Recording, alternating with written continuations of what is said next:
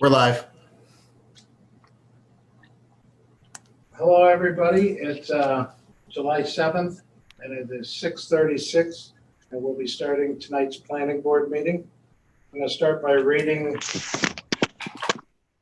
As chair of the Laconia Board, due to the COVID-19 coronavirus crisis, and in accordance with the Governor Sununu's Emergency Order Number 12, pursuant to Executive Order 2020-04, this board is authorized to meet electronically.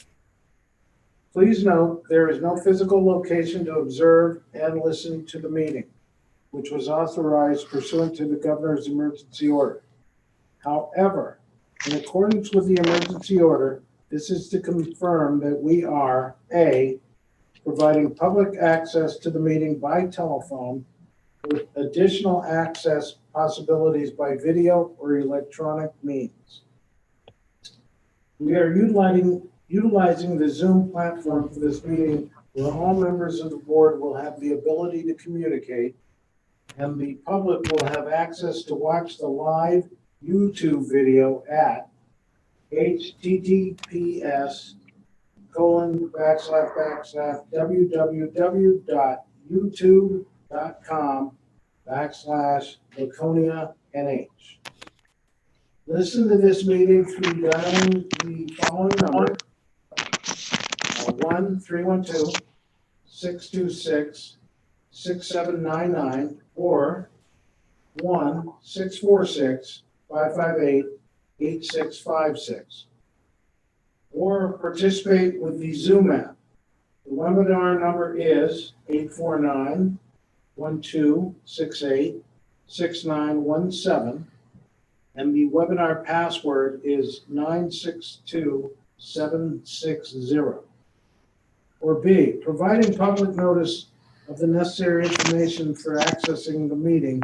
We previously gave notice to the public of how to access the meeting using Zoom, and instructions are provided on the City of Laconia's website at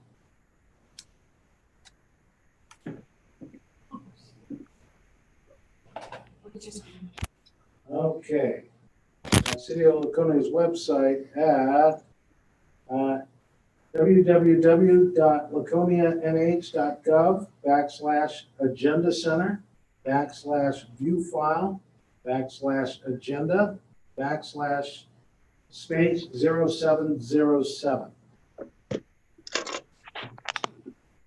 Providing a mechanism for the public to alert the public body during the meeting if there are problems with access. If anybody has a problem accessing, please call 524-3877 extension 249 or email us at planning@laconianh.gov. Adjourning the meeting if the public is unable to access the meeting. In the event that the public is unable to access the meeting, we will adjourn the meeting and have it rescheduled at that time. Please note that all votes that are taken during this meeting shall be done by roll call. Let's start the meeting by taking a roll call attendance with each member states their presence. Also, please state whether or not there is anyone in the room with you during the meeting, which is required under the right to know law. Thank you. Okay, thank you very much, Ed. Chair, I'm going to call this meeting of the Laconia Planning Board to order. Before the roll call, I'd like to start with a moment of silence for Councillor David Bounds, who is a member of this board, who passed away on Saturday.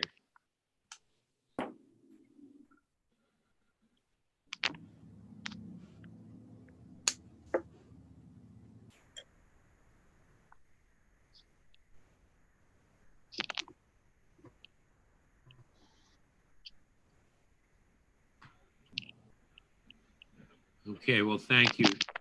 We are live on YouTube, by the way. Let's start with the call of the roll, please. Charlie Sinclair, Here. Edwin Bonas, I'm here. Mike Delavecchia, Present. Kirk Beatty, Here, and I'm alone. Peter Burnett, Yo, and you alone? is that it? Are you alone? Am I alone? Yes. Always. Joel Fox, I'm here and I'm alone. Rich McNeil, Present, and I'm alone. Stacy Susie, Here and alone. Brett Melville, Here and alone. Okay. And we have Dean Trefethan, Kalina Graham, and Rob Mora from the Planning Department staff in attendance, and Rob is the meeting host.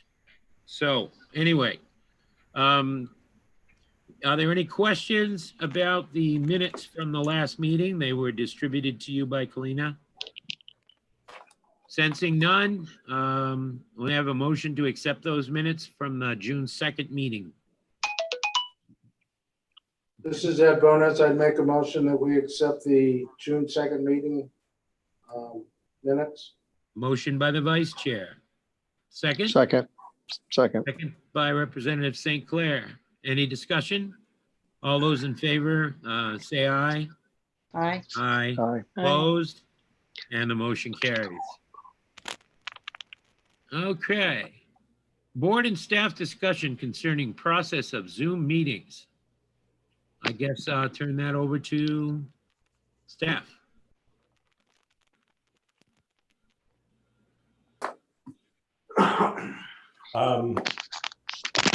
As Vice Chair Bonas just read a very lengthy explanation for the Zoom meetings. And after some concerns raised by a couple of members of the board concerning process and availability, I just wanted to review and then ask if there are any questions. The situation with the Zoom meetings. The Zoom platform is the platform that we've chosen to use. The Zoom platform essentially takes the place of allowing the public to view and participate in a meeting. Just as if we had a regular meeting under normal circumstances, the platform, if you will, for the public to participate would be, they would have to come to City Hall and come to the meeting. So the two are equivalent. Now, granted, there are some things that are different from the Zoom situation than, say, coming in person. But they both require action, and they both require the individual to do something to meet the requirements of participating in the meeting. We have also chosen to allow the listening to the meeting by telephone. And I want to stress the word listening. We have in the instructions that Ed just read, it says if you want to listen to the meeting. Now I realize, so you have a phone number, and if you want to listen to the meeting, you could call in on a phone, a regular landline or whatever, and listen to the meeting. This would be no different than, say, under normal circumstances, watching it on channel 26, or in this case tonight, watching it live on YouTube. You are hearing the meeting, but you cannot participate. So that is the equivalency of that scenario. I understand that within the Zoom platform that there are capabilities that we are not using. And there are many capabilities that we are not using, and we're trying to keep it as simple as we can. And so some of the, if you go onto the Zoom website and say, what can I do and how do I do this? And it's going to give you all kinds of things that you can do, options and other things that you can do. And that's all fine and dandy for whoever wants to use, what other organizations want to use those features. But we are under no obligation from the governor's orders to use all of the options that are available under Zoom. And we are not using all of the options, i.e., if you are listening on the telephone, we are not using the option to be able to raise your hand. If you want to participate in the meeting, as I said before, you need to be on the Zoom platform, and there's an opportunity to raise your hand with the Zoom platform. You could access the Zoom platform by either a tablet or a PC or any of those kinds of devices, or you could do it by a smartphone. As long as you're using the app, if you have video and audio, and you could use the raise your hand feature when you want to talk. Coming in on a straight telephone line, i.e. not using the app in any way, shape, or form, is an option that we allow for listening purposes, listening to the meeting. I understand that this is not an ideal situation for every member of our community.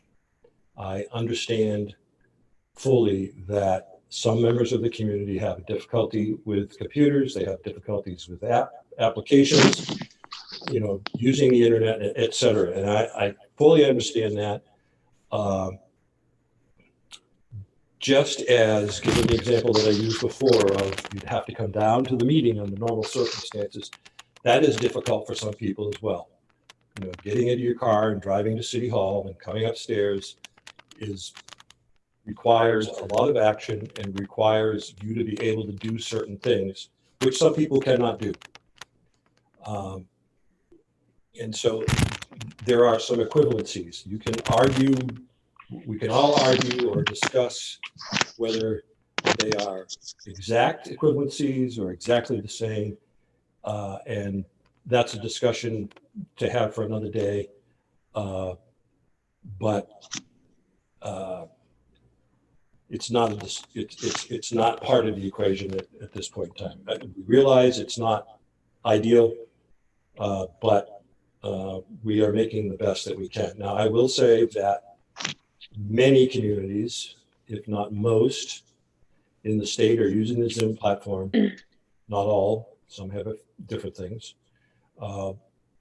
And they are, for the most part, using it exactly the way we are. All of the boards and commissions and the city council within the city are using the Zoom platform exactly the same way that we are. And during the course of the almost 3 months now that various meetings have been held on Zoom, there have been no complaints by any member of the public that they could not access the meeting. Either during the meeting, we have an opportunity for them to call a special phone number or send an email to a special email, or after the meeting that said, I couldn't get in last night, I couldn't do this, I couldn't do that. And that is true not just of this board, but of the city council, of the zoning board, board of assessors, the Parks and Rec Commission, et cetera, et cetera, et cetera. There's been dozens of meetings held exactly the same way, with an opportunity for the public to participate on the Zoom platform or to listen on the phone. And we have received absolutely no complaints. Now, I'm sure that there are some people out there mumbling under their breath, I don't like this and it's not fair. And I totally get that. But unless there really is a legitimate concern, which we have not heard, or they're not willing to go that one more step to make their concern legitimized by actually complaining, then I don't know what we can do. So I'll leave it at that for right now and ask if there are any questions. I have a question. Are there any questions for the staff? I just want to be sure, Dean, and I'm obviously must be confused about this, but for the city council meetings, I know for a fact there have been people that don't have access depending maybe where they live or whatever, for a computer or an iPhone to get on the Zoom app. So what they've done is they've dialed in a phone number and then they've punched in some numbers. Am I wrong with that? They've punched in some numbers, Rob, where they can be heard and ask questions. I had a discussion with the city manager to ask, I wanted to make sure that that aspect was covered. And to our knowledge, both of our collective knowledges, the ability to come in on a regular phone line, again, without a smartphone or some form of computer / tablet, i.e. not using the application, was for listening purposes only. Like I said, within the Zoom platform, there are those options of other organizations, business meetings and those kinds of things. You can, there are certain codes you put in to raise your hand or, right. I guess I have to just inform them, because I know some people, they told me that's how they got through. They actually had texted some people I know saying, well, how do I get in on the phone? And then I wish Cheryl was here so she could, but because that's who explained it to me. So they were able to dial in a phone number, again, on a landline or just a regular phone, and they punched in a number and then they were able to be heard. But that's all. I just want to make, obviously we want as many people as we can to participate. That's all. That was my question. Thank you. When it's worth it, I did chair, I think, the first virtual meeting in the city's history. The planning board met a week before the city council did.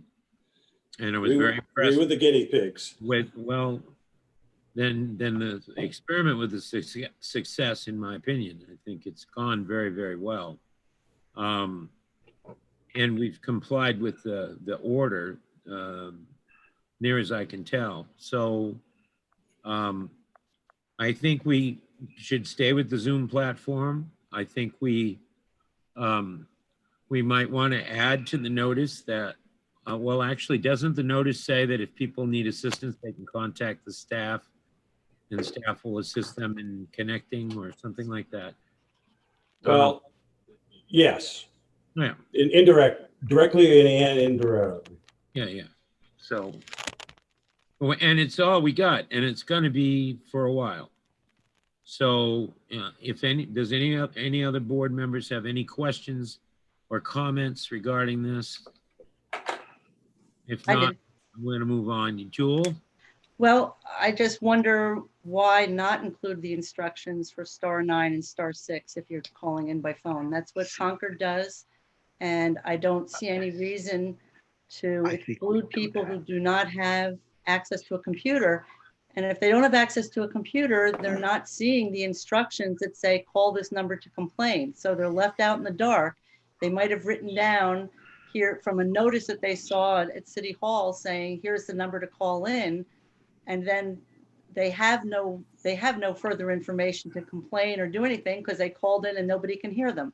So if we included the information of *9 and *6, they would be able to participate. When they call in, do they get a recorded greeting of some sort? No, I can test it right now if you want me to. Well, you just call in and it tells you you're connected, and that's it, right? You put in your code and you're connected to the meeting, but Okay. you're on mute. Well, I don't have any problem with them adding to the notice, the public notice, that if you call in, you can utilize the *6, *9, whatever those do, to participate. But I don't think there should be any problem with that. Anybody have any suggestions? I mean, we got to do everything we can to make sure that anyone that wishes to participate in the meeting has an ability to do it. And the order makes quite clear, the executive order makes quite clear that there has to be a mechanism for the public to notify the board live in real time to tell them that the connection is broken. And that's the key right there. If nobody notifies us, then we don't have to adjourn. But if we get notified, then we're supposed to adjourn. Right. I don't foresee that happening tonight. We have a light agenda. We have no public hearings. So I'm gonna suggest that we move along on the agenda. And if anybody wants to have any further discussions, I would suggest you sit down with staff and work that out one-on-one with them, because they're really in control. And Rob, just a suggestion, I noticed we don't have a chat function. I was gonna chat you and suggest that maybe you mute everyone who isn't speaking. Can you do that as the moderator or the host? Yes, I'm sure I can mute everybody. All right, just, it keeps the background noise down to a minimum, okay? You got it. Does anybody have anything further that they'd like to add about this, the process of conducting these meetings on the Zoom platform? Peter, Ed Bonas. Yes, I Ed. just wanted to clarify, there was a mistake on the screen I was reading earlier, and I'll read it again. The corrected version. If anybody has a problem, please call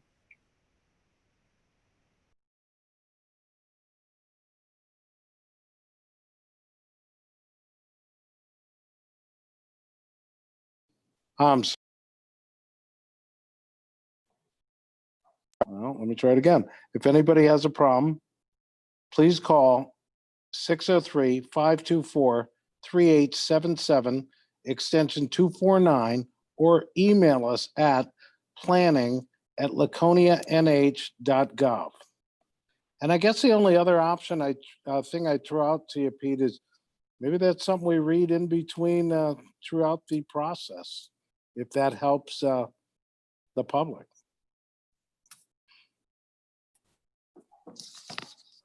Yeah, the only question is, how do they participate? So you're saying that periodically during the meeting, perhaps the chair could say, if you're watching this and you wish to participate, like if we have a public hearing coming up, be sure you call in on this number. Correct. All right, so we'll do that when we have a public hearing. That makes it quite clear. I'm surprised actually at how well Zoom meetings are running, because I've participated in dozens of them, union meetings, work-related meetings, and the planning board meetings. And they are, it's probably the best that we can do during the COVIDian era. And I'm satisfied with the staff, certainly for what it's worth. I think they've done a great job setting this up, so. All right, so the next item on the agenda is extensions. If I could, Peter, Yes, before sir. we move on to that. So a couple of things that were said. So the additional options for people who are on a telephone without the app. I just want to restate again that if we say we're going to use the other options, the *6 and the *9, that makes us an outlier. I don't know where Peter went, but that makes us an outlier on compared to the other boards and commissions. Gotcha. As far as I know, yes. All right. So there, he's back. He's back. So the second thing is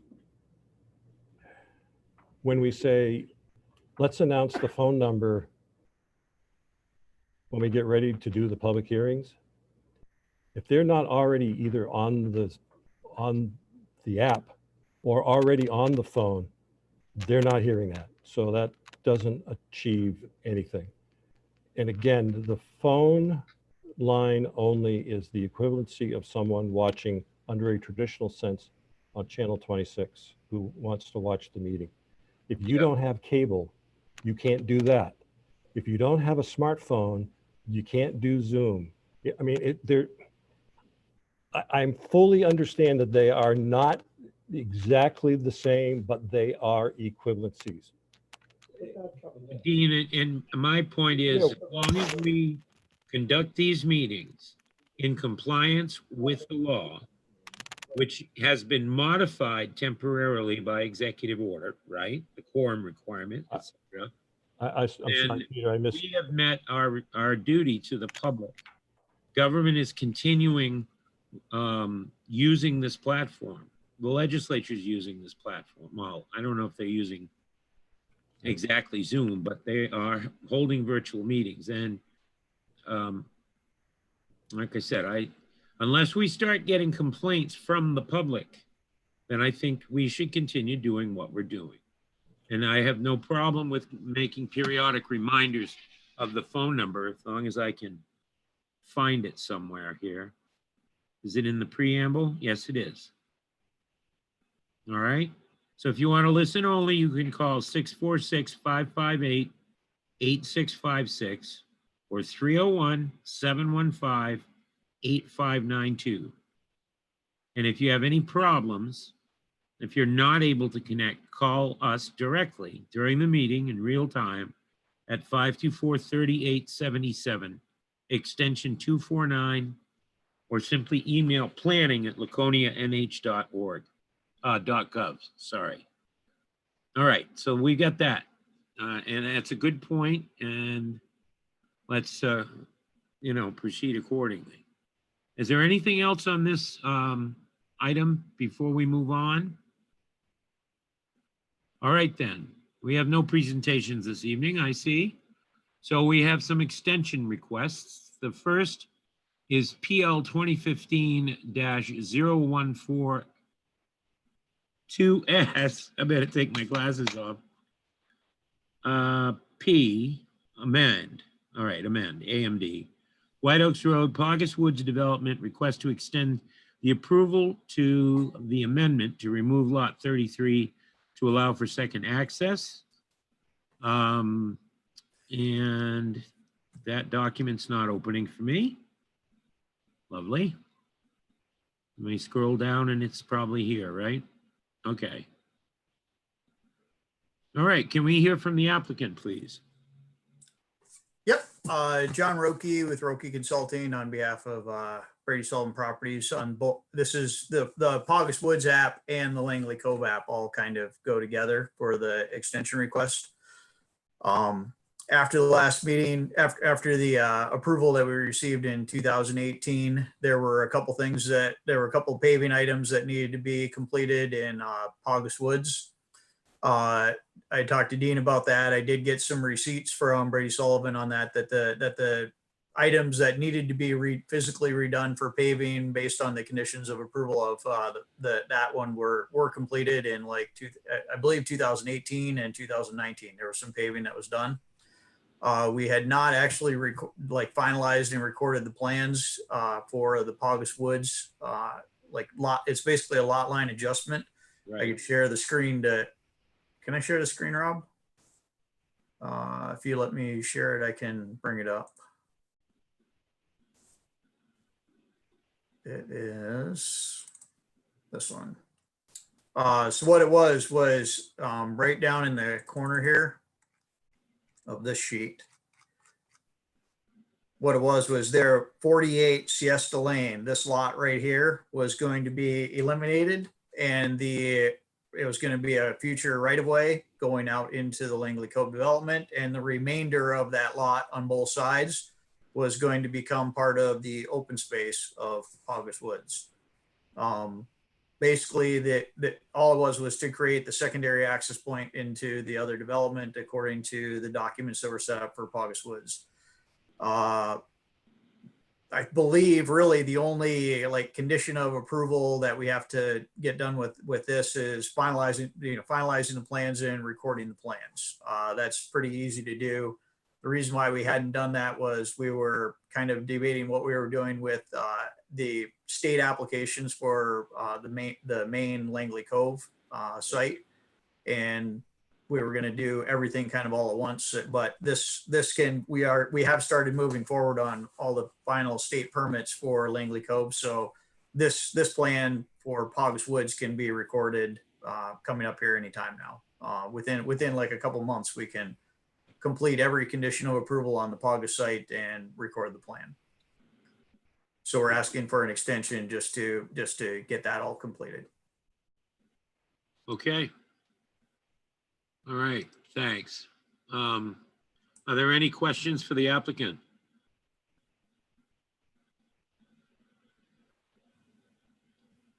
Staff?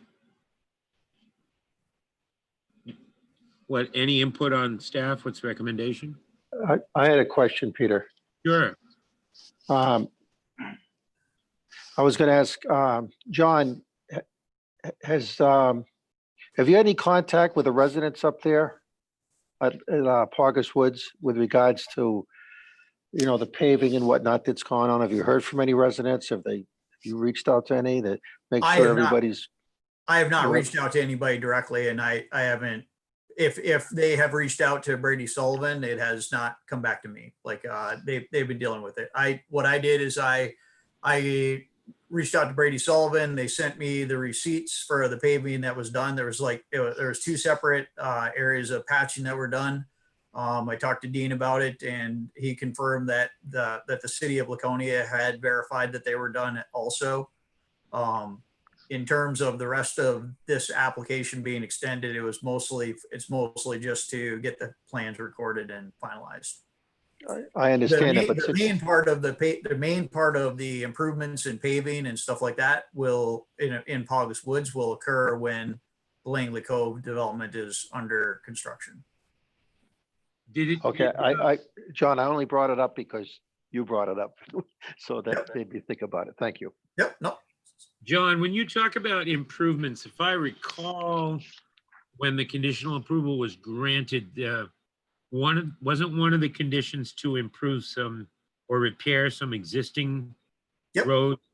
There were some repairs there were some spots that were really bad, and those areas were ripped up and repaved after the approval was given.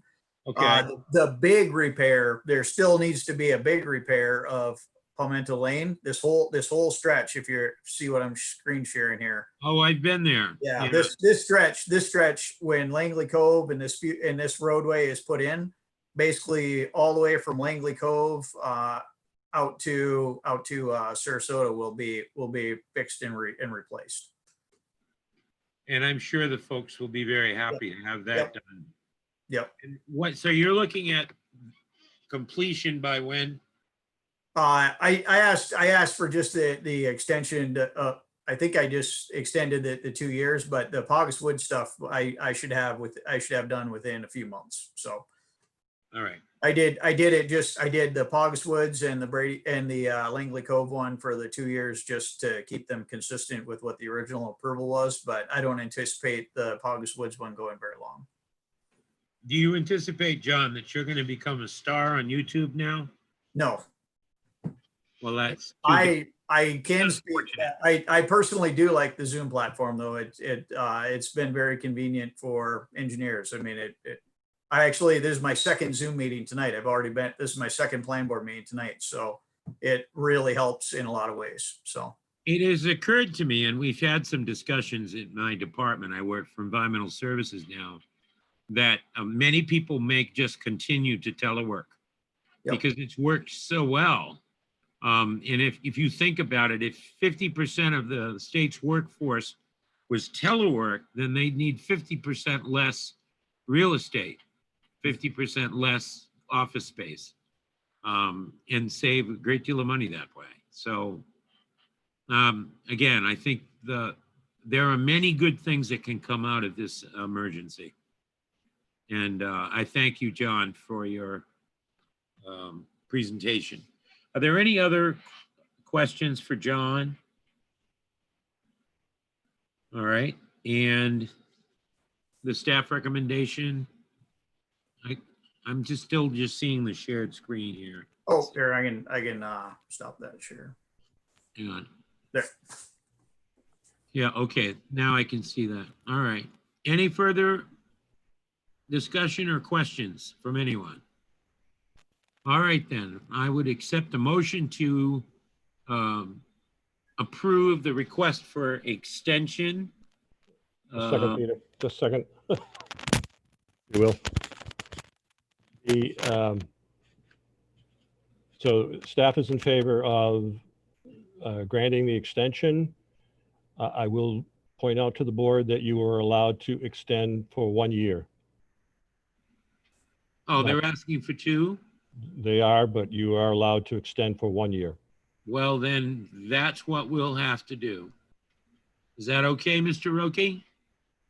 I don't have a choice, so that'll be great. Right, we just wanted you to say okay on the record, you know. Yep, no, that's fine. That's how you become a YouTube star. Okay. Does anyone care to make this motion? Are we gonna have some discussion first, Peter? You need to unmute.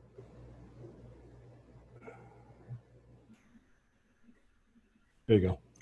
Peter, I've been up to August Woods. Those people are not happy. They did a crappy patch job and the other road is still tore up.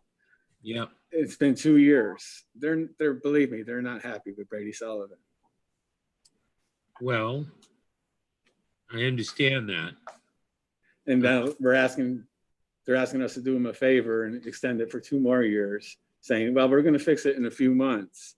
It's been 2 years. They haven't fixed it. Why are they going to fix it in 2 more months? The board doesn't have to extend it for a year. If you want to extend it for 6 months and have them come back in and tell us what progress they've made.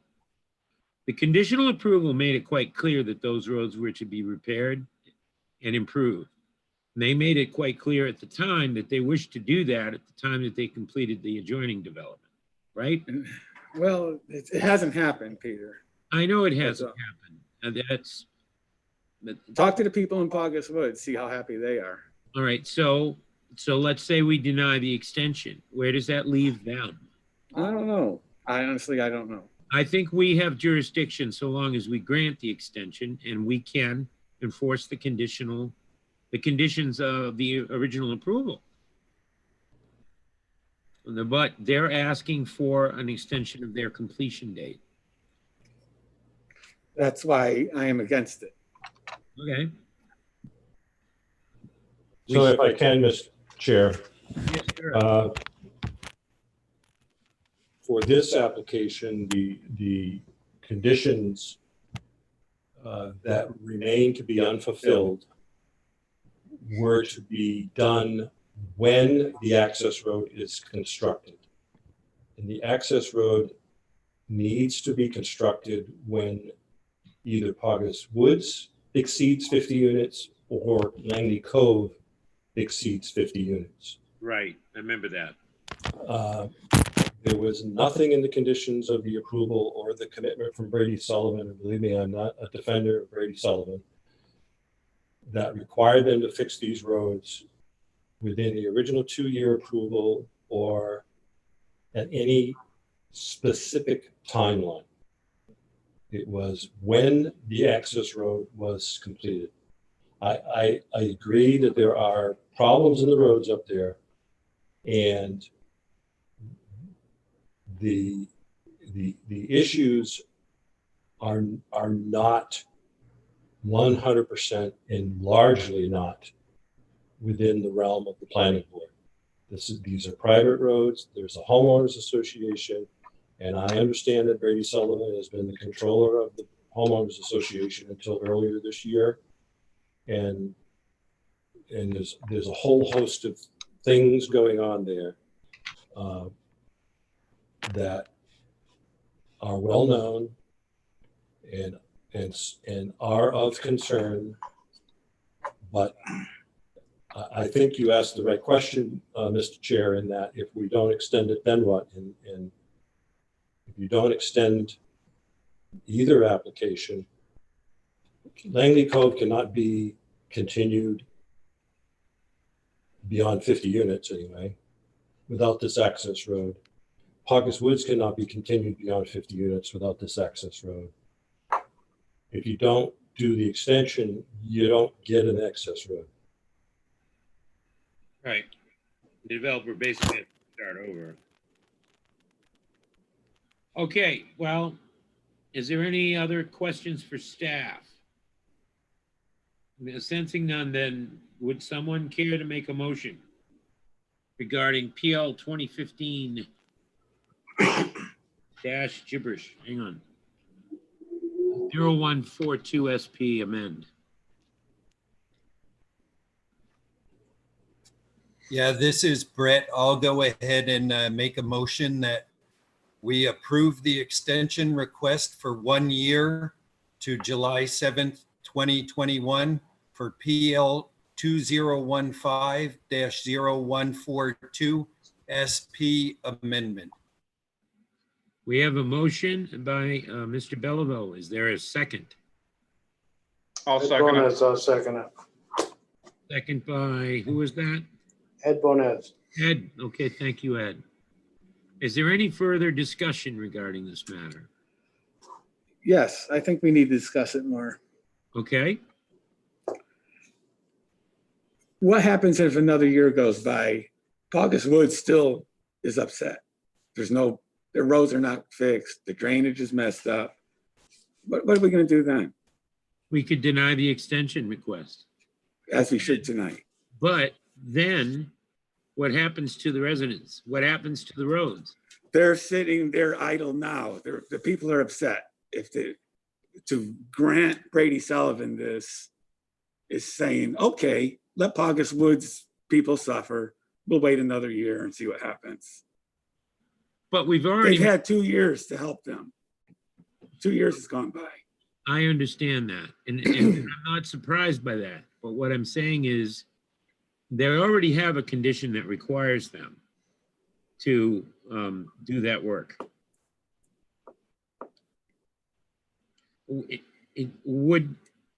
Let me ask this, Dean, if the motion to extend was conditional, would that fly? Could the board, in theory, say, we will grant the extension provided you immediately do the road repairs? Because I think that would satisfy Mike's concern that the residents have been waiting 2 years and now Brady Sullivan's before us asking for another 2 years. They're only going to get one. But from what I heard the developer say tonight, the last thing that's going to get done is the thing that the residents most want, if I'm not mistaken. Peter, they haven't been waiting 2 years. They've been waiting 12 years. Okay, it's really, let's put it the way it is. They've been waiting 12 years to get these improvements. 2 years ago, we said, you do this and we're gonna improve your development.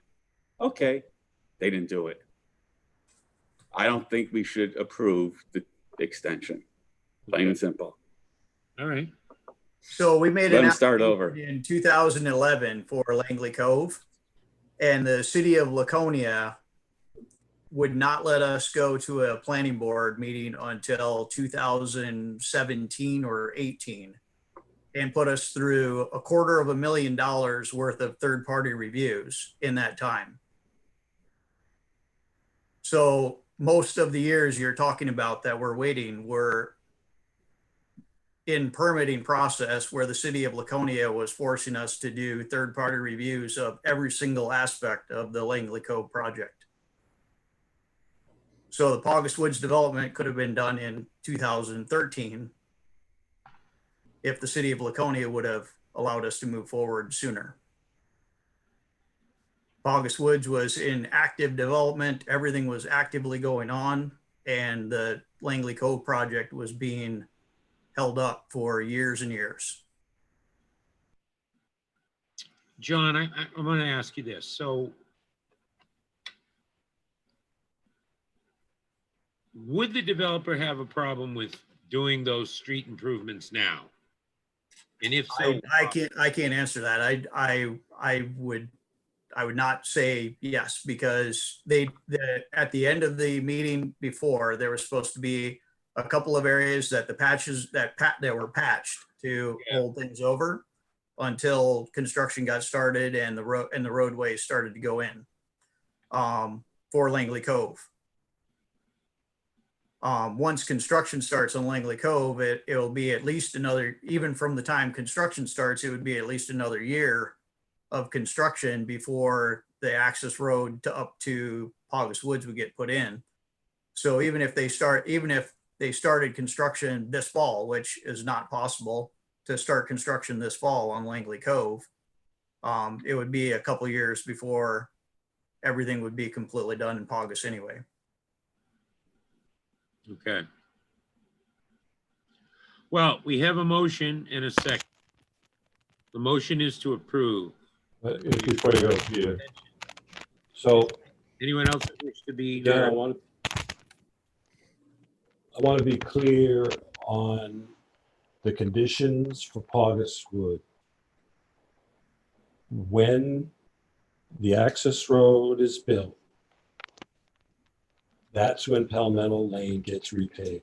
And I want to be clear that the condition of approval was for Palmetto Lane only. There are other problems in their roads on other streets up there Right. that are not covered by the condition of approval. And they are the responsibility of the homeowners association. Period. Okay. And I talked with particularly one resident up there in particular on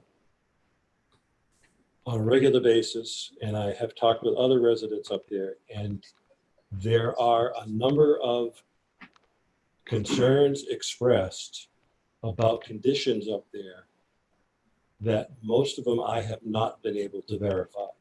For instance, they talk about stormwater drainage problems. Right. I have been up there in all kinds of weather. I have not observed any storm water drainage issues, none. The Okay. issue is that some residents think when it rains heavy, that the drainage swale beside their house has some water in it, that there's a stormwater drainage problem. That's not the issue. That is not an issue. That's what the stormwater drainage swale is there for. They will complain that water is getting in their basements. And that may be true. But I can't make the correlation between their water being in a stormwater swale and water in their basement. There may be a connection, but there may very well not be a connection. It may be the fact that there's faulty construction of the foundation, or faulty construction of perimeter drains, or whatever the situation is. That is not the planning board. You're never going to fix, you don't have the authority to do anything about any of those issues. There are issues at Pogus Wood. I want to be very clear. There are a number of issues at Pogus Woods. They are civil matters between the homeowners association, and the developer for 98% of the problems. It has been that way since day one. It continues to be that way. And it's an unfortunate situation, but that is exactly, in plain language, that's exactly what the situation is. They complain to us because we have public meetings. They complain to us because we answer the phone. I get that. But until they want to hire a lawyer and take them to court, I don't see that there's any resolution to any of these matters. But I want to be clear that the condition of approval is to repave Palmetto Lane and not Sarasota and Siesta and all the other roads that are up there. Peter Ed Bonas. I just want to put out a quick reminder to the public that this is not a public meeting. I understand members of the public are trying to, raise their hand through the Zoom platform and make contact, but just want to remind the public that this is not a public meeting. Extensions are not open to the public for input. Right. And we're not going to be taking any input from the public this evening. All right. In regards to extensions. That's a good point. Mr. Chair, I just wanted to ask Dean a question, if I could.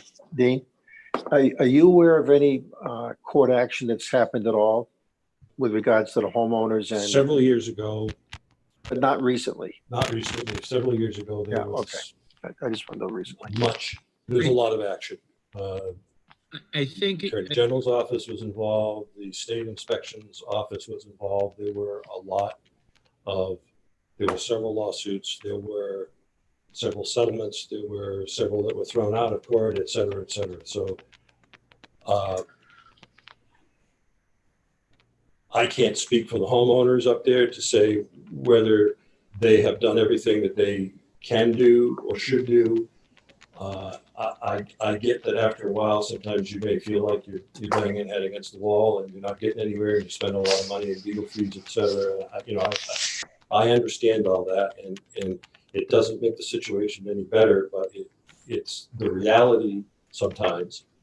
And I think that there are still civil avenues, civil discourse available for the homeowners association for certain things, still available to them.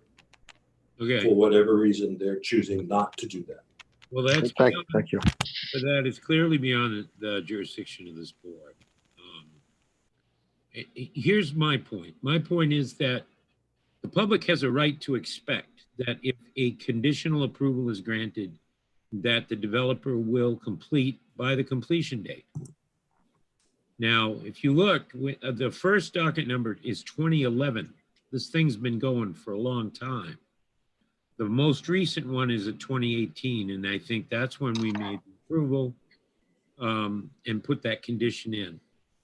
If I'm correct, if I'm hearing correctly, the developer is saying, yeah, and it's likely it's going to be another 2 years at least before Palmetto gets done. And I do recall the public hearing that we did have back in 2018, and the residents up there were incensed. If all they've done is patch, then they need to keep doing that, and they need to keep doing that, and they need to keep doing that. But the approval that we granted allowed them to wait until the end, really, to do that paving. And we're not modifying that approval. We're merely extending it. I can understand the public's concerns about that, especially the neighbors up there.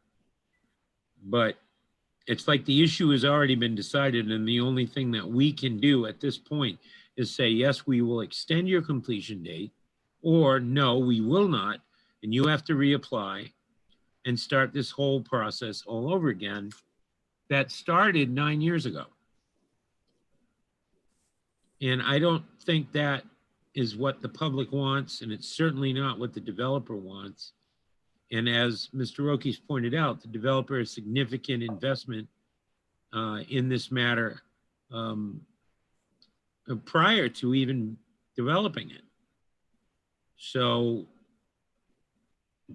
I mean, it's the pleasure of the board. We have a motion. We have a second. I understand the objections. Is there anyone else that wants to be heard on the issue? Well, yeah, the only thing I'm thinking is I'm hearing 1 year and I'm hearing no extension at all. Is there any merit to considering a 6-month extension?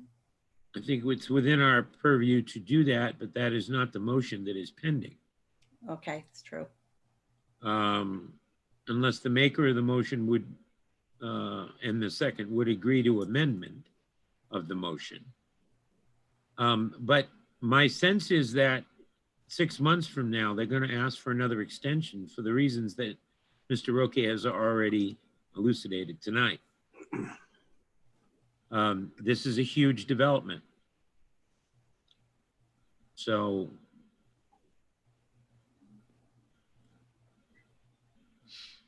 and not an easy site to build on. Is there any further discussion on the motion that is now pending? Which, as I understand it, is to approve the request but only for a 1-year extension. To, what's the date?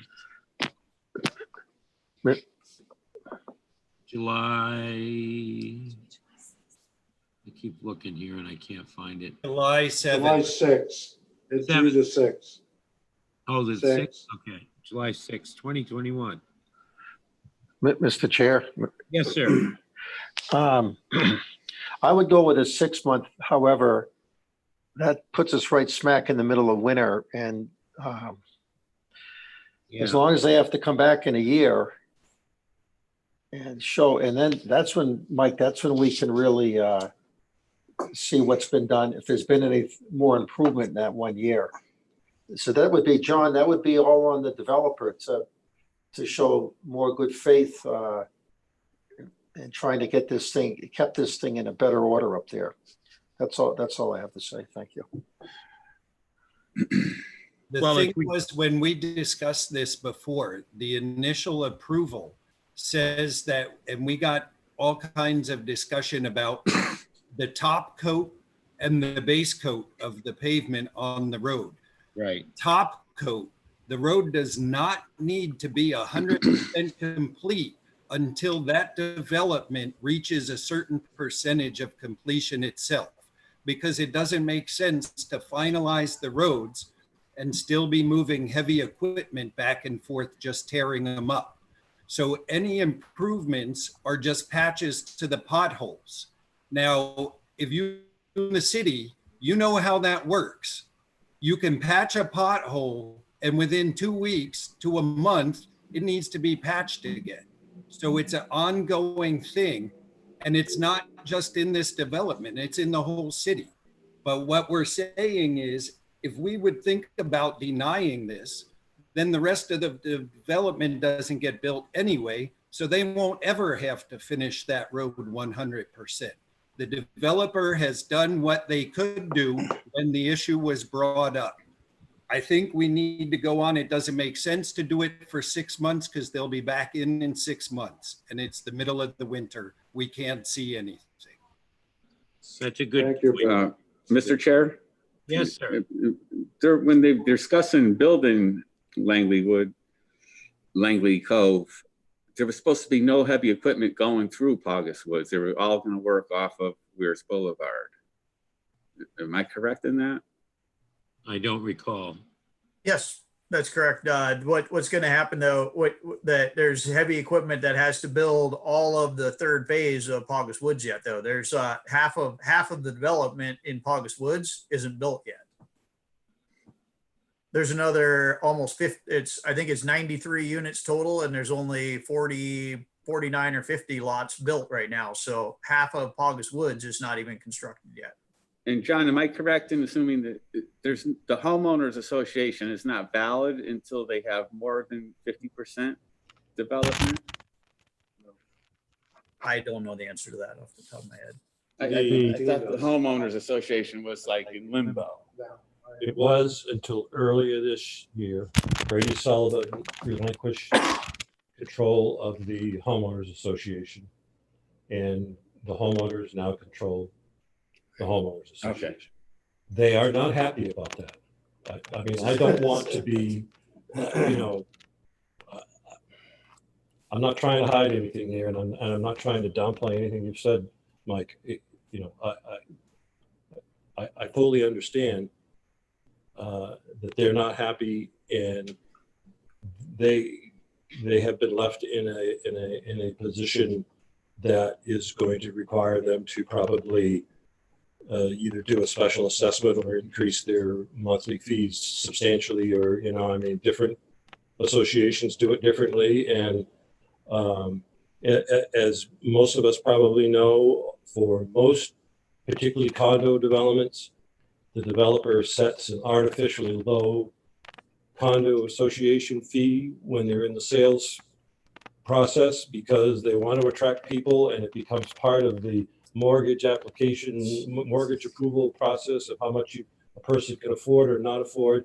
And so, you know, they'll charge $200 a month for condo association fees when they really probably should be $400 in order to do, you know, to build up reserve funds, et cetera, et cetera. And then when the homeowners association actually takes over and realizes that, okay, it's been 10 years on the pavement, we've got to repave. It's been 10 years on the roof, we've got 10 more years left.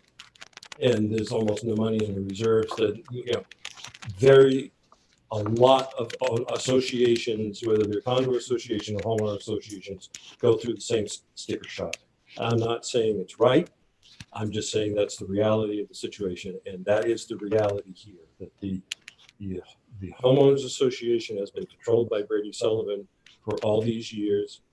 They were required to relinquish control earlier this year because it had been 10 years since their initial approval, and now the actual homeowners have the homeowners association, and there are issues and there are problems, and a lot of them are financial, and I'm not trying to deny that or minimize that. That's not the case, but that's the reality. And whether you extend or not extend isn't going to solve most of the problems they have up there. Well, it is the board's usual practice to grant extensions. We've done them for all kinds of reasons. We've done them for purely financial and finance reasons, and we've done them for technical reasons. This is a major development. It's actually it's a combination of two developments, and it's complicated. So, again, I'll say one more time, we have a motion and a second. Is there any further discussion on the motion? Well, sensing none, then I'm going to call the question. Why don't we do a roll call on this one? Charlie St. Clair, Yes. Edwin Bonas, Yes. Mike Delavecchia, Against. Kirk Biati, Yes. Joel Fox, Yes. Rich McNeil, Yes. Stacy Susie, Yes. Brett Bellavo, Yes. Is that it? and you, Peter Burnett. The chair goes with the majority. The motion carries. Again, Mr. Oki, thank you. Please, please convey the board's concerns to to Brady Sullivan. He's not done. We've got one more. We got the actual Langley Cove one that we have to extend also. Yes, you do, don't you? Yep. All right. All right, then. We are moving right along to PL 2011. Whoops, I scrolled the wrong way. What am I looking for? Langley, right? Okay. PL 2011-0024 SP, 0026 CUP, 0027 CUP, 2015-0141 SU, BLA, I'm not even gonna ask what that is, 2018-0023 SU, BLA. It's the Langley Cove development designated at 553 Weirs Boulevard. It's a request to extend the approval for a 291 unit cluster development and boundary line adjustments that go with it. And Mr. Oki, you have the floor. On the Langley Cove development, they've been worked. Once we actually got the final approval, they started going through the financials and trying to get everything lined up. This requires a significant loan amount from a bank to try to get this approved. We have some state permits that we need, and recently there was changes last year in the dollar amounts for alteration and terrain fees. The fees with the state of New Hampshire went up 250% just to make an application. And also there was a court case that went through with fish and game requirements with NHB that require a lot more input from Fish and Game before you can even do a project. What we've done is we've gone through and we've gone through the NHB process, and recently we went through the NHB process. And as of last Friday, we got an approval from them that we don't need to go through the more rigorous standard. So we're going to be able to go forward and make the AOT application now. We need an AOT application, we need a small wetland application, and we need a shoreline permit application. All three of these permits were granted at one point for going back to 2006, I believe. There was when we had the initial Langley Cove application for, it was like 341 units or something like that. But all those permits were granted at one point for this project by the state. We don't anticipate any problems getting them. We just have to get all the applications in and get everything ready to go. So, All right. we're in the process of doing all that. I anticipate within the next, probably 6 months, we'll have all the final permits for the project and be looking at trying to estimate a start date at that point. Thank you, Joe. Are there any questions for the applicant? All right, may we have the staff recommendation, please? Staff recommends extension of the applications for the 1 year period, and we would request a periodic status report from the applicant as the year goes by. And as we're making applications, the city gets notified automatically by the state, and we're required to turn in copies of our applications to the city also. So, okay. Did you say you're likely to get the AOT? yeah, there's with the state permits. Now that we got the sign up from the NHB, I don't anticipate there being any issue. Like with an alteration and terrain permit, it's an engineering exercise. You do what you need to do to get a permit, and everything that's gone into this with the third party reviews before, this is already designed to meet the AOT standards, so I don't anticipate any issues once we get into that process. And the wetland impacts I've had, I mean, the total wetland impact for this project is less than some driveways I've done for single family houses. So the wetland, I don't anticipate any issue at all. And the shoreland, we're mostly out of the shoreland area. So I don't anticipate anything with that either. Right. Okay. Any other questions for staff or for the applicant? Well, sensing none. Yes? I have one comment, only that I have not been able to open the PDF, the Langley Cove extension PDF from the agenda. Has anybody else had the same problem? Yeah, the links don't work. I don't know. Okay, so, all right. You can scroll down and see the paperwork, I think. So, isn't it there, Rob, if you scroll down? If you download the whole packet from the agenda center, you can. Yeah, okay. Why aren't the links working? Just out of curiosity. It's just the Langley Cove one that isn't working for me. Oh, well, I clicked on Pogus extension and it didn't work either, so. Oh. Anywho, technical difficulties notwithstanding, would anyone care to make a motion?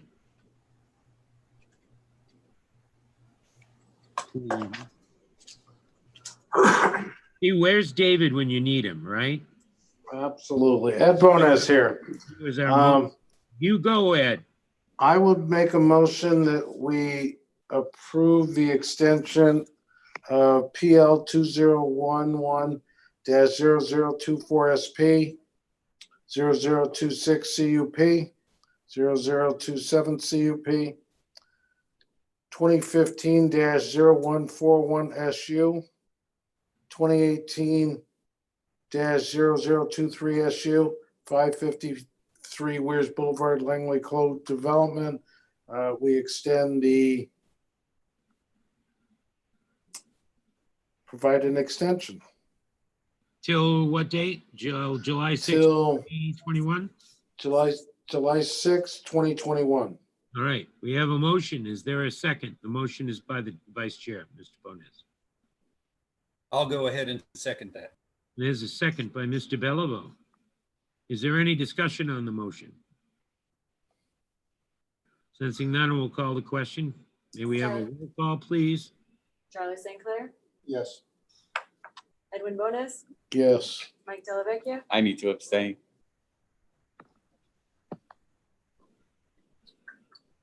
Kirk Biotti, Yes. Joel Fox, Yes. Rich McNeil, Yes. Stacy Susie, Yes. Brett Bellavo, Yes. and Peter Burnett. And the chair votes with the majority. The motion carries. Thank you all. Oh, were there any, other the abstention, were there, no, nobody voted negative. All right. So, all right, well, for your time. moving right along. Thank you very much, Mr. Roki. PL 2018-0071 SP and 0074 CUP. It's 174 Province Street, the Grace Presbyterian Church. Request to extend the approval to construct a 3,028 square foot addition and 32 parking spaces. I do remember this application. Would the applicant please address the board?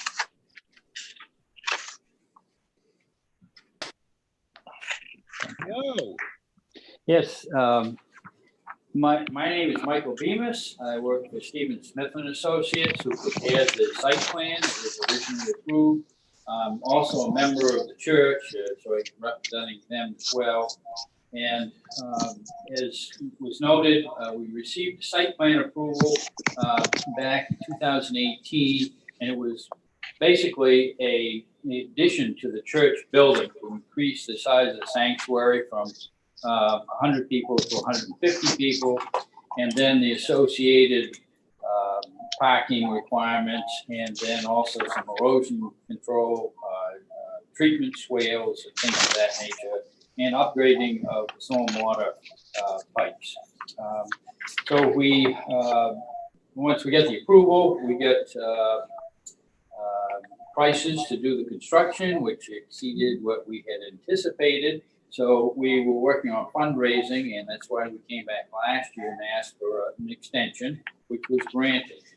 And then since that time, we have met with the planning department and talked about ways that we could phase the project so that we could do addition, do all of the earthwork, the parking increase, the treatment swales, and all of the groundwork, and a portion of the building addition to try to keep the cost down for the first part of it.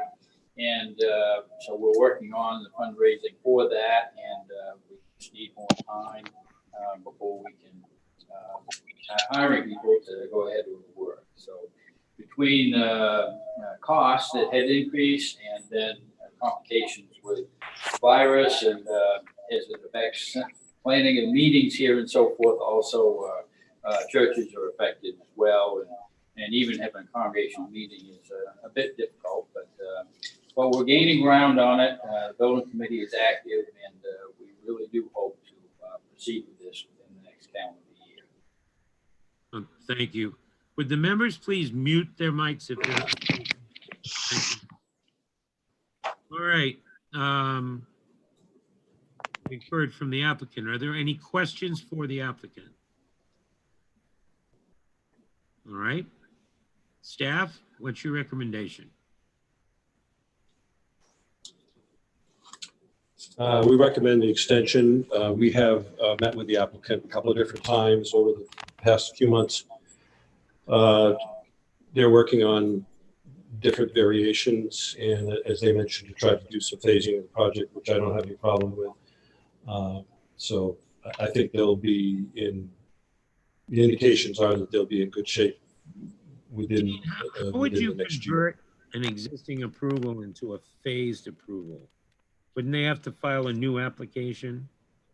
For, Well, he's talking about taking the project as approved and turning it into 2 or more phases, right? We're, Does that affect the initial? yeah, I mean, we're using the term phasing, not in, I guess, the traditional way that we would think of like a subdivision being phased of, groups of lots or kind of thing. Right.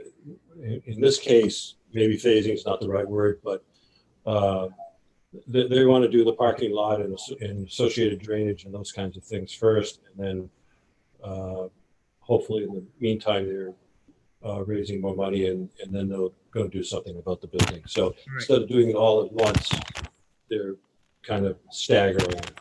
So here's a question for you.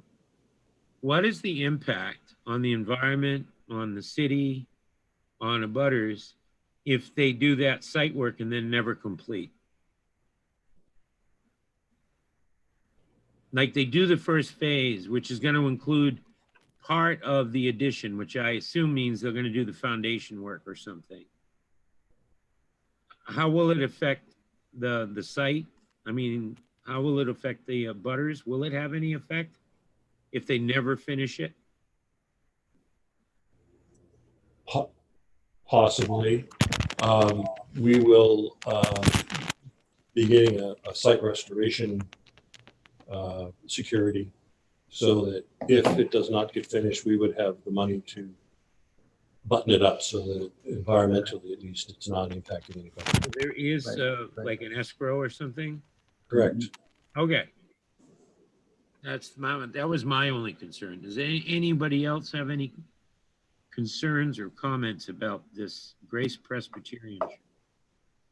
Which I've never driven out your long driveway to check it out. I'm going to do that one of these days. Great. Don't do it on Sunday. They're busy. All right. Well, does anyone wish to make a motion? Everyone looks away. This is not a good time for a bathroom break. Oh, God. Hey, I'll go. This is Brett Bellavo. I'll go ahead and move that we approve the extension for PL 2018-0071 SP and 0074 CUP for the Grace Presbyterian Church, extending that to July 2nd, 2021. 2nd or 6th? Wouldn't it be I'll the- second it. Wouldn't it be the same date as the previous extensions? Yes, it is. The actual application says 7/2/21. Okay, It'll what's still be the 7th. Or 7th? 6th, I'm sorry. 6th? July 6th. Okay, so the motion is to grant the extension to July 6th, 2021. Is that correct, Mr. Bellavo? Yeah. We have a motion by Mr. Bellavo. And I second it. Second by, is that Charlie? Representative Yes. St. Clair? Okay. Is there any discussion on this motion? Sensing none, we'll call the question. Could we have a roll call, please? Charlie St. Clair, Yes. Ed Bonis, Yes. Mike Dellavecchio, Yes. Kirk Biotti, Yes. Jewel Fox, Yes. Rich McNeil, Yes. Stacy Susie, Yes. Brett Bellavo, Yes. and Peter Burnett. Yes. The motion carries. Thank you very much for your grace. Thank you. Anytime. All right. I'm scrolling down through. We don't have any public hearings scheduled this evening, folks. I know you're disappointed. We did have a Facebook, a YouTube moment there. Looks like the next item is it 10.1? This is an application acceptance. This isn't an approval. This is PL 2019-0135 CUP. It's Woodvale Drive. It's a proposal to construct a garage and second driveway within the wetland buffer. Staff, is the application in order and suitable for approval? I mean, acceptance. It's ready for acceptance. All right. Is there any questions about it? Yes, Ed Bonas. I had, So, question for staff. Did we already approve a driveway and a garage for this property and they're looking for a second one? Correct. They, almost 2 years ago, received a CUP to do some fill and build some retaining walls within the wetland buffers, and which he has done. And at the time, he stated that at some point in time, he would want to build a garage on the property. That point in time has come. Part of his proposal is to also build a second driveway. That second driveway is 100% in the buffer and actually crosses a small part of the wetland. And it has been determined that the pond that is on the right-hand side of the property, as you're looking at it from the street, yep. is a vernal pool, which requires a 100-foot buffer, which essentially means 100% of his property is in the buffer. Hence, he needs a CUP in order to do anything on the property. So he has received a CUP for part of the property to do the fill in the retention walls that he has done. And now he is requesting to build a garage in that area where the fill is already right now. All right. And in addition to that, build a second driveway, which would be far to the right and to the rear of his property. But through the wet. So this is not, Buffer to the buffer and partially through the wetland. yeah, okay, That's the request. okay. So are you recommending acceptance? Yes. All right. Are there any questions for staff? Is the applicant here? No, Okay. does not need to be. I know that. Okay. I don't. I thought you did. I can't see everybody here on my screen with so many people. All right. Any discussion? Any questions? Would anyone care to make a motion at this point in time? I have a question. Yeah, I'm Rich. the plan and it's pretty small and I'm a little old. How big is this garage? Is this 90 foot by 48? That sounds about right. 90? Or a commercial storage facility? It is a personal garage for personal storage. So every piece of equipment in there will be owned by the homeowner? When we get to the application consideration, that will be one of the things Yeah, that we'll staff have, condition will be, yes. yeah, there'll be some questions. There are a lot of questions. Actual hearing, yeah. That is a big garage, 90 feet, huh? That's bigger than my lot. The man has a lot of toys. I see. He's not gonna just go out and buy those little pop-ups, huh? All right. Hopefully he's not going to buy any more. Once again, the chair asks, virtually begs for a motion. Rob, don't roll your eyes. I didn't. You did too. It's a roll of happiness. Yeah. You turned it into a Buddha on us, right? Good for you. All right. So Peter, Jewel should make a motion, I think. Peter Ed Bonas. Hi, Ed. Okay. If no motion is made, what happens next? I believe the world ends. I'm just curious how this works. Can I do a quick question to staff? Sure. The vernal pool, is that gonna be affected by this? Yes. Okay, Again, he is requesting to do this. And he's gonna have to get some approvals from DES. Yes, he is. Yeah.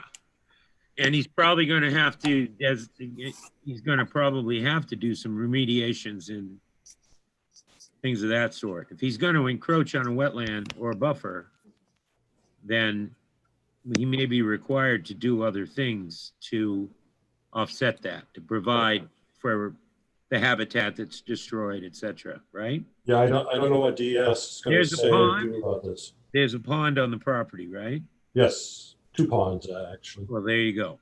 But one is a vernal pond, and DES does hold vernal ponds in a very special place in their heart. So, And so do frogs and salamanders. right, and fairy shrimp. So again, he is requesting in his application to do this.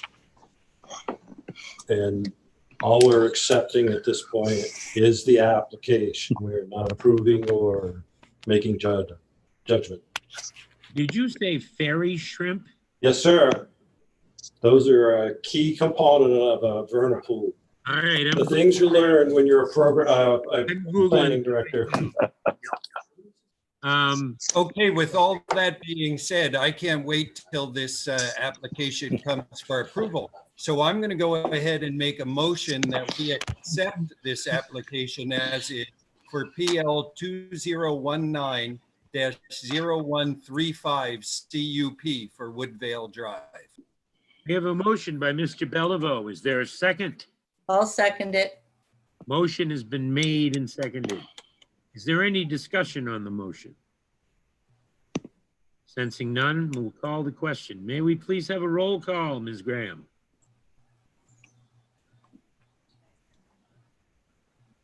So first you need to also schedule the public hearing for next month. Brad. I don't see that on my script. It would be for I couldn't August hear 4th. what was said. Would the maker of the motion agree to add that the matter be scheduled for a public hearing next month? Yes, August 4th. at the next planning board meeting, there will be a public hearing on this. On this application. And the second, do you agree to this modification of the motion? Yes, I do. Thank you, Ms. Graham, for bringing that to my attention. See, when we're doing these virtual things, I can't get your little, choose to write little red things all over my head. You know, like get the pitch out of your teeth. Okay, we have a motion and a second. Is there any discussion? All right, roll call, please. Charlie St. Clair, No. Edwin Bonas, No. Mike Delvecchio, Yes. Kirk Beatty, Yes. Joel Fox, Yes. Rich McNeil, No. Stacy Susie, No. Brett Beliveau, Yes. and Peter Burnett. What's the tally right now? 4 for no and 4 for yes. I vote no.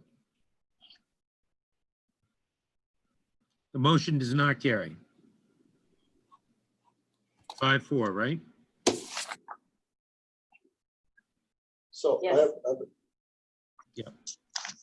I mean, what's the point of having wetland regulations? You can go out and build a 90-foot structure in the middle of a buffer. Anyway, I have a question, Mr. Chair. I was going to ask either you or Dean. There's nothing to prevent these people from applying for another application, is there? No. no. Correct. Thank you. So they can go back to the drawing board and they've got to work with the state too. But, you know, the board has spoken. What is the board looking for from the applicant? Something less destructive. I mean, this is what we're talking about, is a destruction of a habitat. Or modification, however you wish to put it.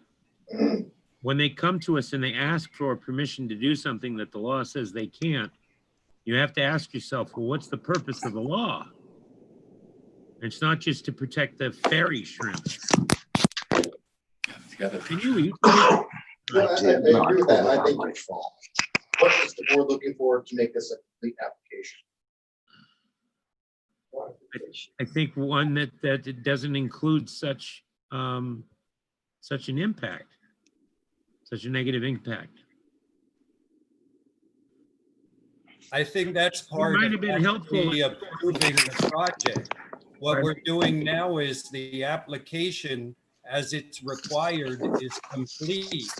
So we are telling them that they can move forward with a public hearing and submit the final plans for our approval, which then we can vote down if we so desire. Correct, but we just denied their application. That's So better. they're back at square one, and they're going to work with the staff.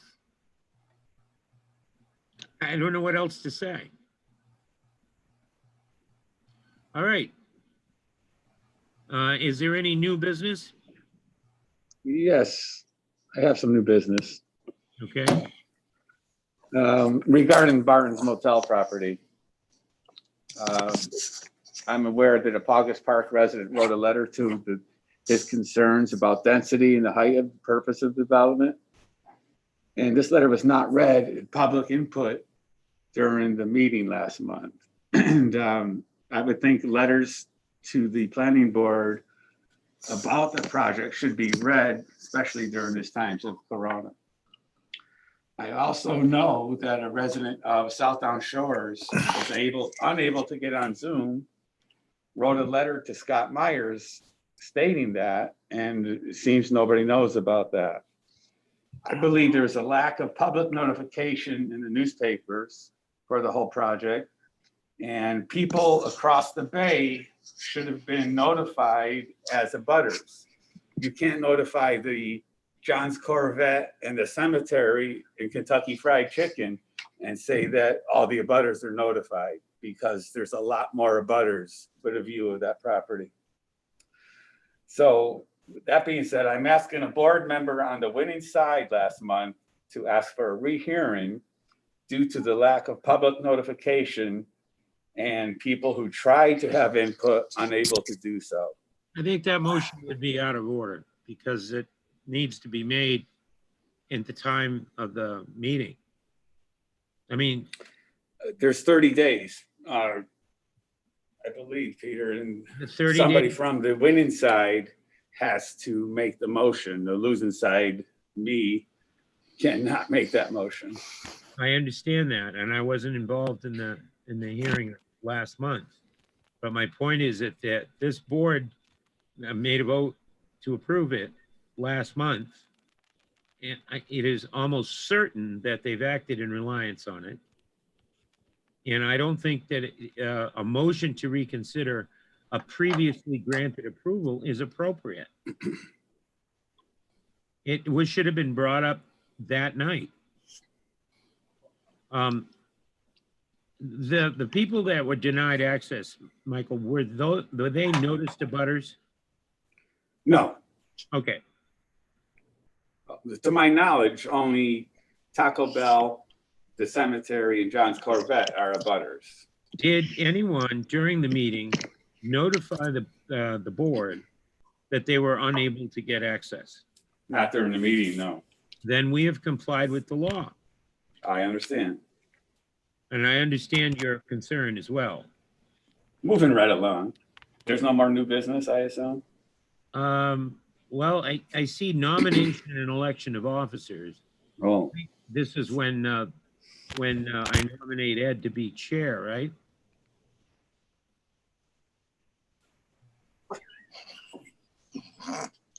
You're doing a fine job, Peter. Stay there.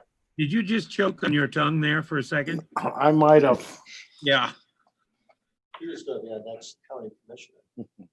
Well, we do have to, the current officers are myself, Ed, and Michael.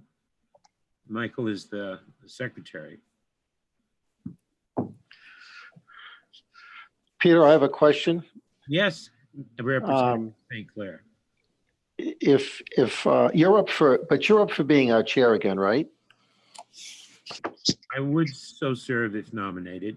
Okay, and my question would be, after being elected county commissioner, would you continue with this position, or would you need to retire or resign because of added time you would need to be on the county commission? It is my understanding that they are not incompatible offices, but I will check with the Secretary of State on that and get back to you. Well, no, it wasn't that they're incompatible. It was just for your sanity. Oh, well, I think that is unfortunately an irretrievable loss. Just a question. Thank you. Listen, 2020, the year has been so far so full of woe that I don't know where things are going to go going forward. I would say that my personal circumstances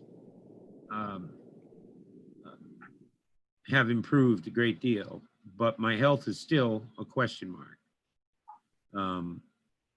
I can participate in this board so long as my health allows.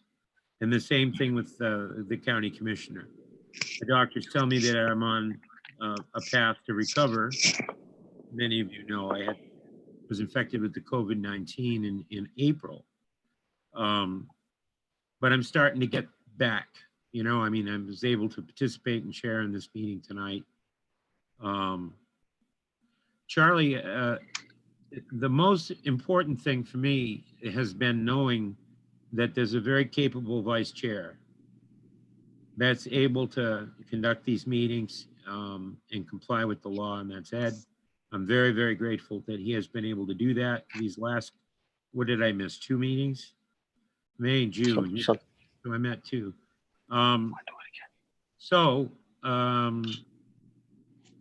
Thank you for mentioning it, but I think I'll be all set.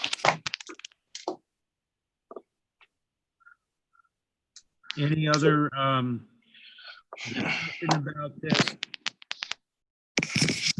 Would someone care to make a motion to or nominate a slate of officers?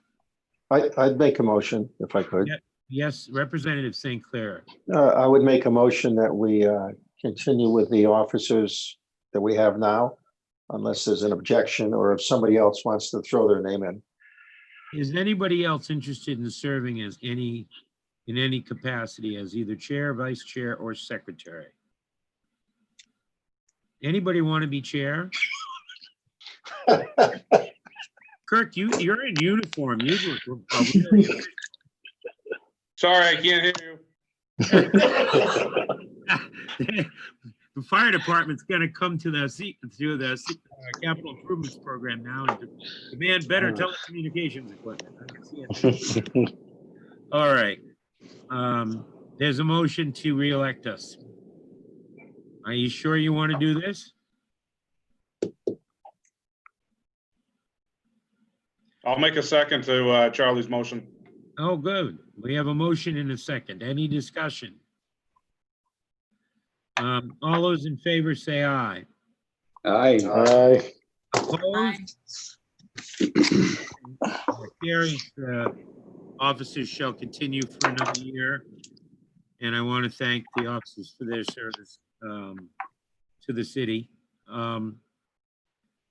There's no old business, is there? Yes, Peter, I would like to bring up some old business, please. Okay, It'll take less than 2 minutes if you'd all entertain me, please. Let's talk about the Barton's Motel a bit. As you come by boat through the Weir's Channel, there's a most ugly condo on the left-hand side that has zero architectural value. It's probably built in the 1980s. And views from Weir's Boulevard, all you see is asphalt and a concrete building. It is about as ugly as a building as you could put up. I'm sure whatever board approved that building back in the day must regret it for the rest of their lives. Many of you on the board currently are more than 20 years younger than myself and will have to live with the decision you made last month forever. When you hear the public outcry when this albatross gets built, you can proudly say you voted for it. I have to ask you all why you're on the planning board. Is it just to get your name out in the public and be a rubber stamp for all plans that come before us? Or do you really want to make Laconia a better place? Because we really blew a chance to have an attractive building on that property. Instead, we get a giant box crammed into a lakefront lot. I have seen prisons with more aesthetics than that building. That is all. Thank you for your time. thank you, Mr. Dillek. Can I respond, Please. Mr. Chair? Thank you.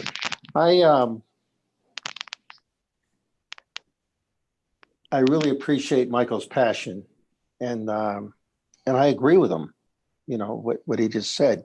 I just feel that other than just to say no for the sake of saying no, that we have to go by the rules that the city has set, especially in that zone.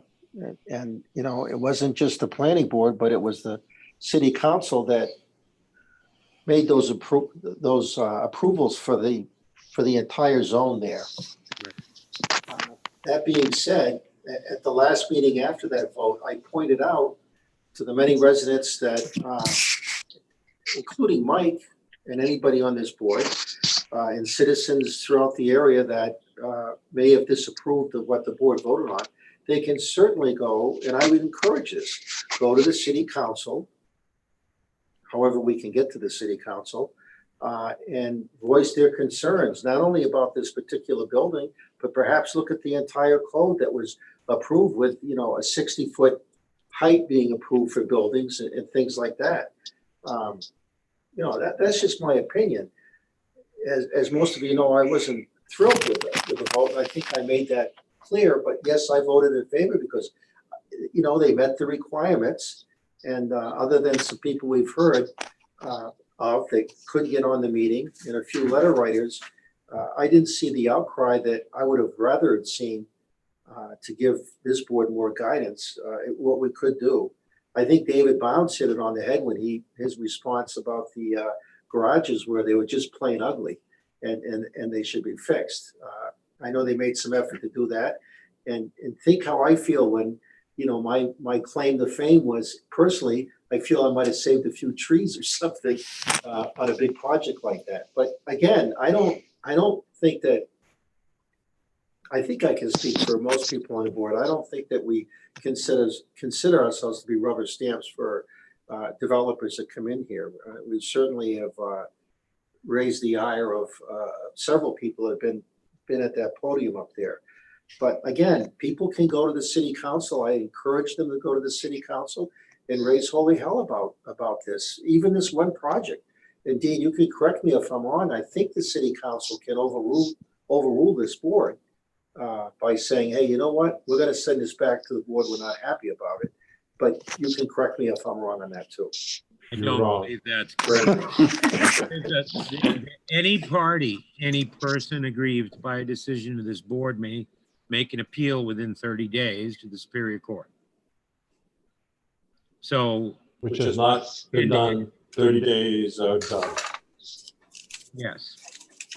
And in response to the Secretary's comments, I actually do resent the implication that we rubber stamp. We've had dissent. There have been votes that were not unanimous, and we have denied applications. And so therefore, I think it's, first of all, unwise choice of words to say that we're a rubber stamp. And I also would think it's improper for you to challenge any of us for our motivations to serve on this board. There's no claim to fame here. We're not getting rich. We're not getting famous. We're trying to do the best that we can. And my final point is this. My personal opinion about the appearance of that building is irrelevant. And so is yours. We do not have the power to tell them to change the aesthetics of a development. We can urge them to, we can nudge them to.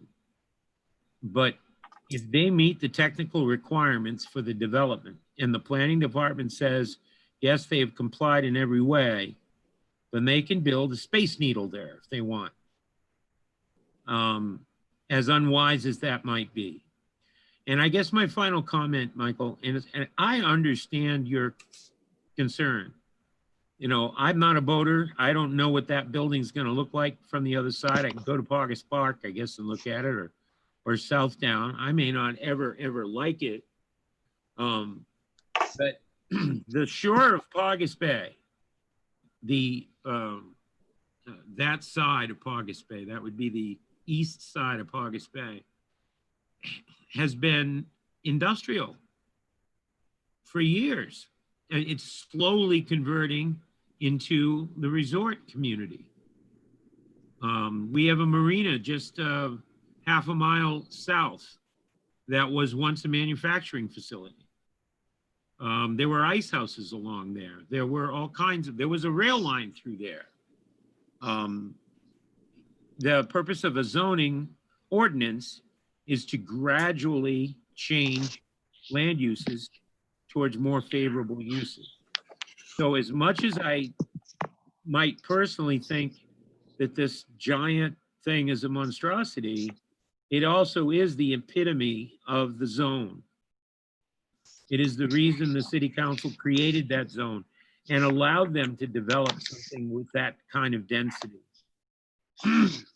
I saw a listing, I may have forwarded it to some of you on the board, that they're, for these units, they're already advertising them. And if you add it up, it's a multi-million-dollar project. Does it look as nice as Barton's does? Well, we don't know until it's built. But I don't think we have the authority to dictate matters of taste and style.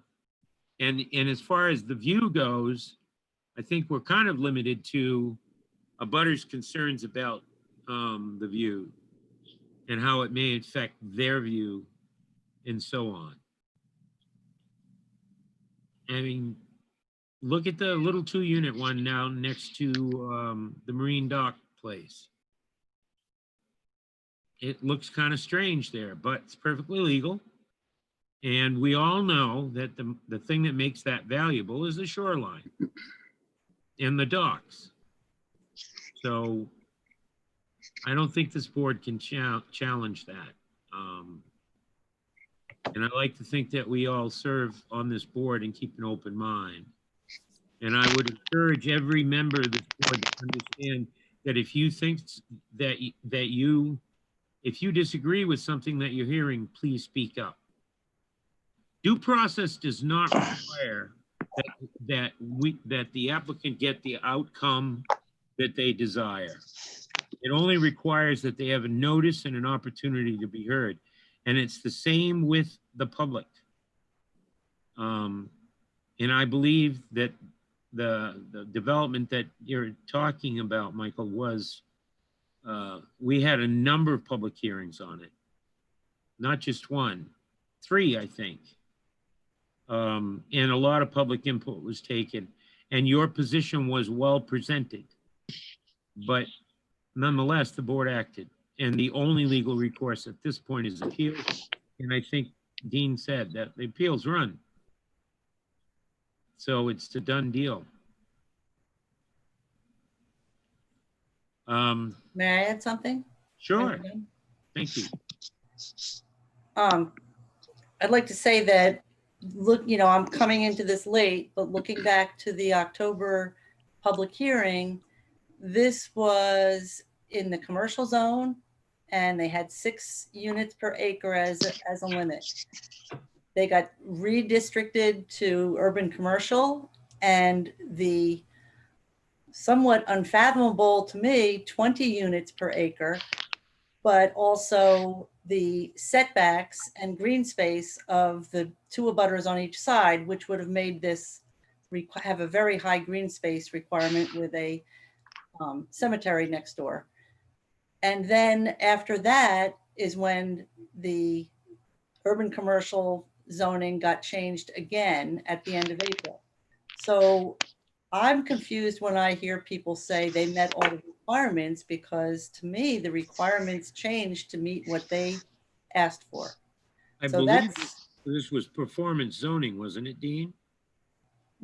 performance zoning was never required because of the zoning changes. Right. It started out as performance zoning, but it eventually became not necessary to do it under performance zoning. And the reason that the setbacks were changed for the UC zone were not related to this project at all. It was related to a couple of projects that we had on Church Street. Right. Are there any other comments regarding this issue? Michael's statement. And the reason that the Martins never entered into the question of the setbacks is because they were pursuing performance zoning at the time that we were doing the changes to the UC zone. Right. They didn't. Part of performance zoning is setbacks can be relieved by the board. So that's.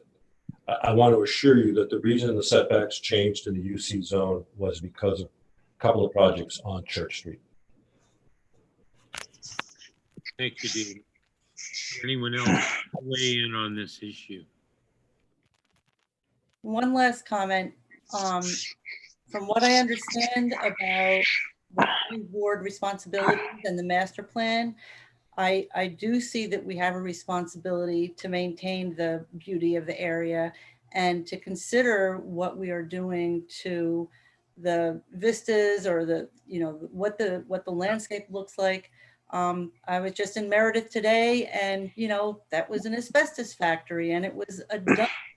So to say, well, it used to be this way, so it doesn't really matter, we can't control the aesthetics. I find that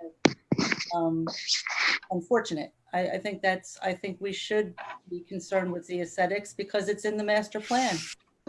Well, and I think, Jewel, that you bring up a good point in that Dean and I have even talked, I think, over the last few months before the COVID thing about the master plan steering committee meeting. The master plan is a living document. It's supposed to be updated on a regular basis, and it could be updated by the board at any time. So I guess what I'm saying is this, to Michael, to Jewel, to anyone that thinks we're going in the wrong direction, then steer it. Come out, bring a proposal forward if you think you can improve the situation. I'm open to that. I know the staff would be too. But right now, all I can say is based on the information that I have before me and the prior proceedings, that we're living with this as built. And if we think that we want to prevent such a thing from happening, then we need to rethink a lot of things. Urban commercial specifically allowed this kind of development, and we were the ones that extended that all the way up that way. Originally, I think the proposal was it was just going to be the downtown corridor, right? And then the suggestion was made that it would be extended to Lakeport. Well, You can't really get the genie back in the bottle now. It's unfortunate. It seems like shorefront commercial seems more appropriate for that stretch to me, especially on the water side. The thing about it is that the waterfront property is so expensive, and the financing is so, expensive, that there is a big incentive for developers to maximize the number of units. Of course. And that, I mean, what we're complaining about really isn't this specific thing. We're bemoaning the loss of an old landmark, but what we're complaining about is that the law worked exactly the way it was supposed to. We just don't like the outcome. I wish to God we could take more concern and we could make developers change aesthetics. But I also will say, based on attempts to do this when I was on the board many years ago, you got to have a standard for that. It has to be fair. It can't be arbitrary. You can't just say, no, we're not going to approve any pink buildings. If we're going to apply aesthetic standards, then they have to be standardized and they have to be noticed. Otherwise, applicants will come to us at $500,000 in the hole, only to be told that we want them to change it to a brick veneer. And that's not fair to the applicant. If they knew up front what the aesthetic, like if the master plan made clear that there'll be no further development, there should be no more multi-story developments or whatever. I mean, how would you even word that? Well, shorefront commercial has a 35-foot height restriction, 6 units per acre. That seems appropriate for the space. This isn't shorefront commercial. I know, we've changed it. We changed it to urban commercial instead of from commercial to shorefront commercial. Well, look, all I can say is it's a done deal and it increases the tax base. Anything that potentially can reduce property tax bills is a good thing. And let's face it, that's part of our function as a planning board, is to promote the economic development of the area and expand the tax base. The more projects we approve, the higher the value of the property, the more taxes that can be extracted from that property. And until and unless this state adopts a financing scheme, a funding scheme that doesn't depend upon the backs of the property owners, we are really involved in that, and we have some role to play in trying to reduce the tax burden, because the legislature is not going to do it. So anyway, an interesting discussion. I like the discussion. I like the fact that Michael had a statement and made it. And I like the fact that Jewel is asking questions. I like the fact that Rich, participated, new members. This is good. This is the way it's supposed to work. We're not supposed to agree all the time. We're not supposed to be a rubber stamp. I just have a quick comment on this whole Sure. thing. When we start talking about putting aesthetics into play, you got to remember that beauty is in the eye of the beholder. So you're not going to be able to have a black and white standard.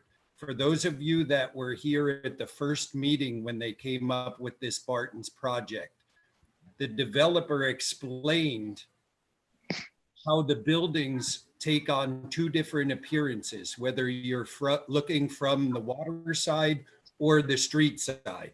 The front of the building was designed to look like a residential units, like others around the town.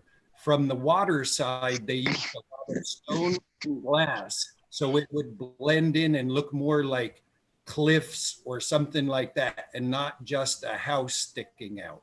it's kind of deceiving when you look at the renderings that they submitted with the packages, because you see the building with nothing but blue sky behind it. When you're out on the water, you actually have the Belknap mountain range and everything back there behind it. So it's not, unless you're right in front of it, 10 feet off the water, it's not going to be sticking out into the blue sky.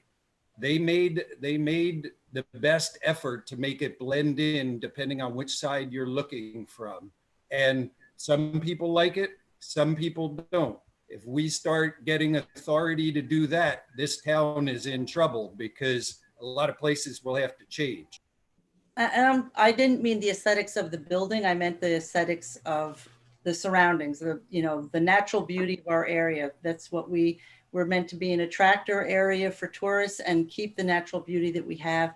And this, I know everybody's saying it doesn't obscure the mountains, but come over to Appleton Street and look across and you'll see it's going to obscure the mountains. But enough of that.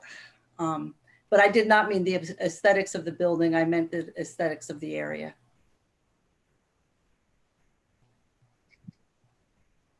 Okay. That being said, should we make a motion to adjourn? Or is there more business? None needed. Peter's muted. Oh, Peter is muted.